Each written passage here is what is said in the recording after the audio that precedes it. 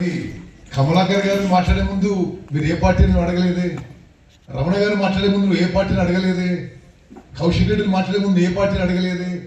ఇటువంటి వారు చేసిన ప్రవర్తన చాలా ఇది రాజకీయాల్లో ఎవరున్నా ఇది ఖండించదగ్గ విషయం అని చెప్పి నేను మనం చేస్తున్నాం.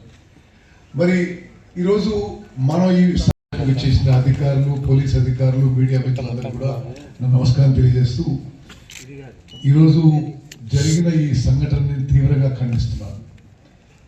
నేను రాష్ట్రంలో బహుశా I'm the senior most elected representative today. నేను 7 సార్లు వరుస గెలిచిన ఎమ్మెల్యేగా, ఎంపీగా ఇటువంటి ప్రవర్తన ఎక్కడ చూడలేదు.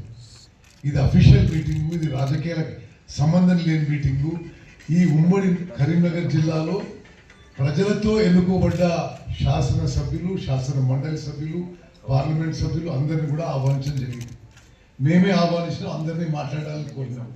మరి వారిని అడ్డుకొని ఇది ఒక రాజకీయ టైప్ ప్రసంగం చేసి కొంత ఇమ్మెచ్యూర్గా బిహేవ్ చేయడం నేను తీవ్రంగా ఖండిస్తున్నాను. ఈ యొక్క సమావేశం అసలు ఉద్దేశం డైవర్ట్ చేయడానికి జరిగిందో మరి ఇతర రాజకీయ కారణాల వల్ల కానీ మరి ఇటువంటి ప్రవర్తన సరైంది కాదని చెప్పి నేను ఈ పత్రికా ముఖంగా తెలియజేస్తున్నాను.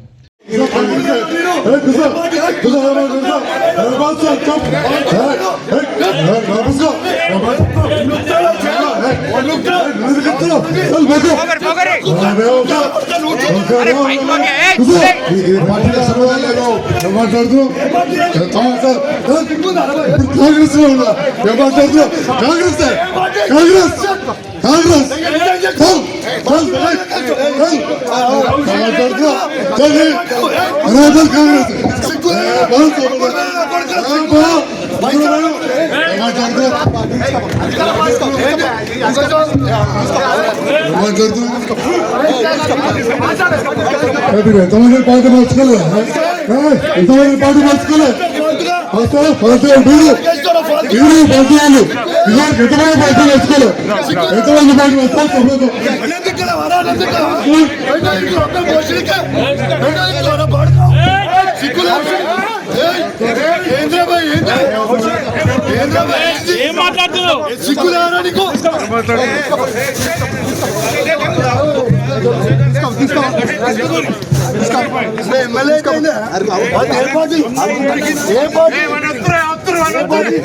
మాట్లాడదు. ఏ మీటింగ్ అని మాట్లాడదు, మాట్లాడు.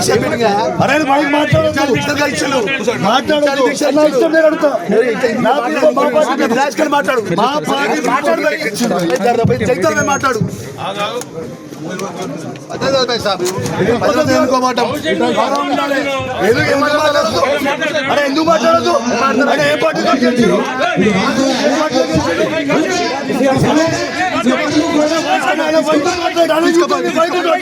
You tell me why it's not right. You tell me what is not right. You tell me why.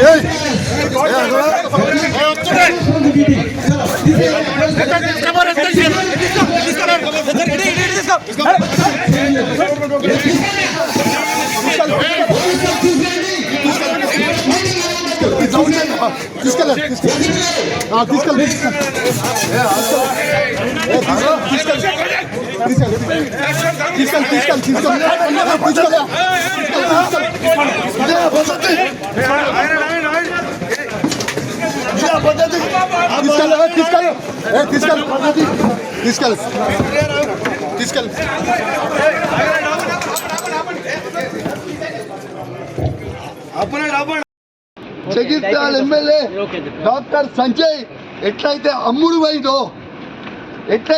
పోయిందో సిగ్గులేనోడు, అమ్ముడు పోయినోడు, ఎట్లా అమ్ముడు పోయినోడు అని మేము అడిగితే మైకించుకొని నువ్వు ఏ పార్టీ అంటే కాంగ్రెస్ పార్టీ అంటూ.